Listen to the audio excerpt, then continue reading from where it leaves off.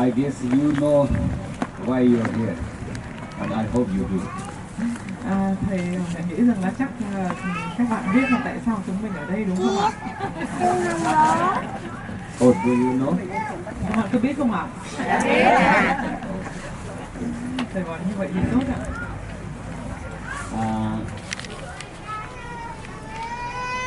It's been big sort of happiness for a lot of people to release lives in these days, these times in the world.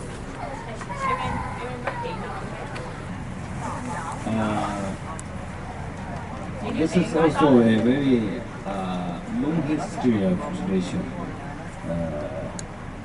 and especially I think the Tibetan masters once more started doing lives release, and nowadays it becomes, as I said earlier, big happiness for everyone and big sort of activities. My father, Lama Song, who also was one of the earliest masters in Tibet who started doing live release in Tibet and in China. It was 1980 some years, 1980, probably 5 or 6, something like that time. We went to Chengdu, this big city in China, and my father lead us to buy a lot of fish, and then we went to a small monastery in Chengdu, and there was a small lake by the monastery, and then we released all of these fish into that water. And at that time,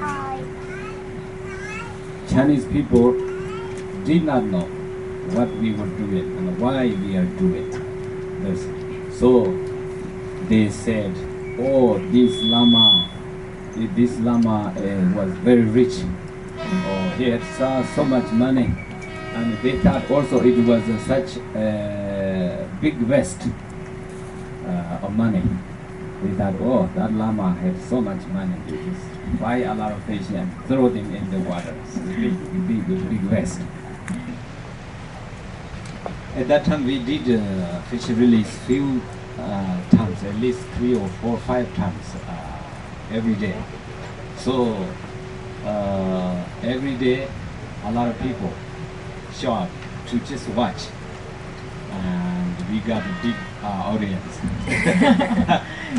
because that was something very new, but they have never seen such thing. So they have such a gossip or such a thought, different thought. Since then, then it becomes a tradition for our monastery, and we try to do this activity every year and as many times as we could every year. Since then we have done a lot of maybe millions of dollars probably. Because when we do that in China, then probably a lot of people know and a lot of people rejoice, and also they contribute.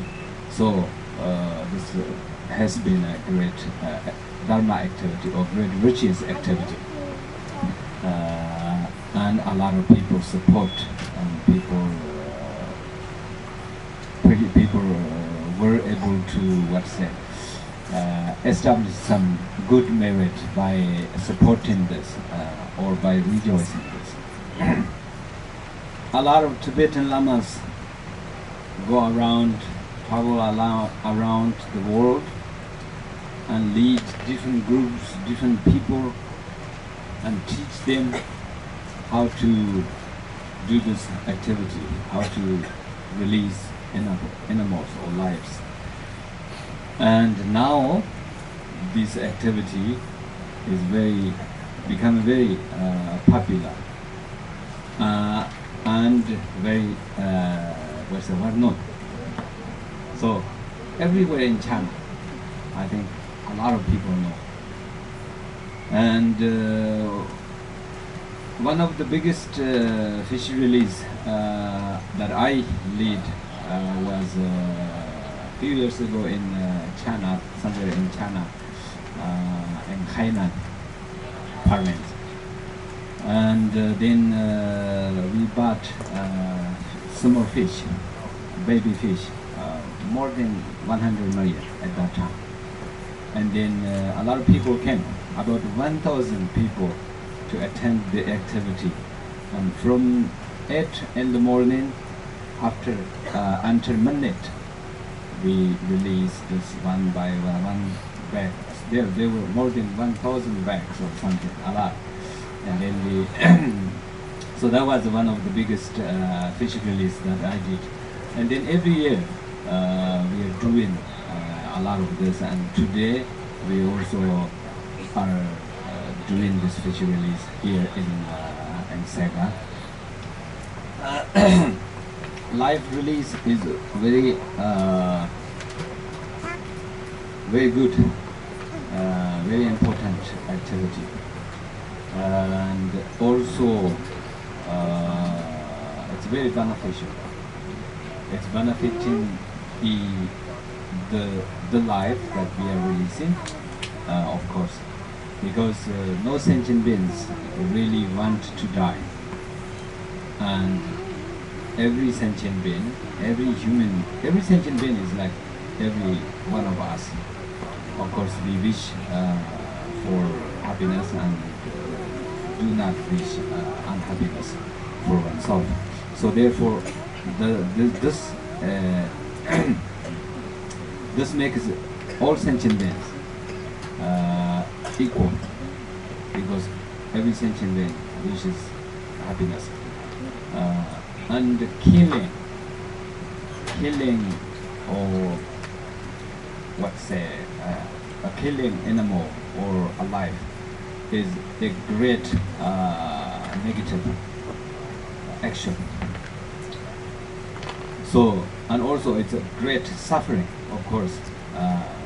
If someone kills us, that we cannot actually even think about the suffering of dying or killing, be killed.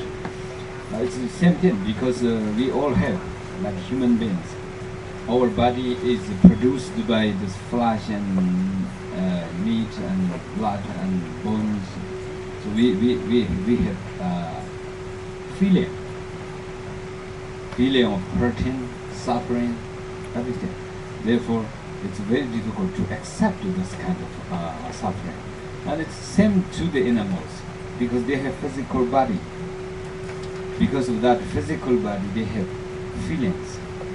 And so they have a feeling of hurting, feeling of suffering, feeling of hunger or anger or anything. They all have same feelings that we do. So all sentient beings, every sentient being, especially this sentient beings that they have this physical body, do not want to die, and they want to live, and also they want to live peacefully and happily. So therefore, we try to release animals, means we try to give some freedom to the animals. We try to give some happiness to the animal. Nowadays, actually, it's becoming more difficult to do this activity properly, because the rule or the system for protecting environment actually affects doing this activity. Because it used to be very easy in China, for example, everywhere. But nowadays, many places they try to stop or they don't allow us to do this as we wish. So it's becoming more difficult. One of the reasons also, some people, when they do this fish release or live release, then they just buy the fish and throw into whatever the water is. They don't care about what kind of beer and kind of water and what kind of fish from what kind of water. So the effects, it polluted the environment. So we understand that this is something bad for the other animals in that environment. So therefore, sometimes it is very important to know how to do this activity properly, according to the law and according to the necessary of the environment. People or Buddhist people who are kind to other animals, being very generous, because they also spend a lot of money to do this activity to save lives. And for example, in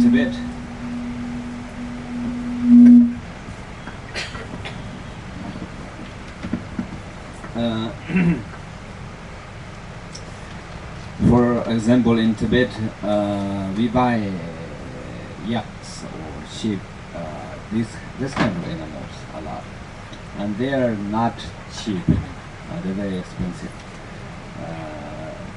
I think 2 years ago we released a lot of yaks, more than 500 yaks, and each yak cost at least $600, I think. So it's a great actually causing. It's kind of pretty expensive, but people still try doing this activity because through these activities there is a way to give freedom, happiness, or saving life.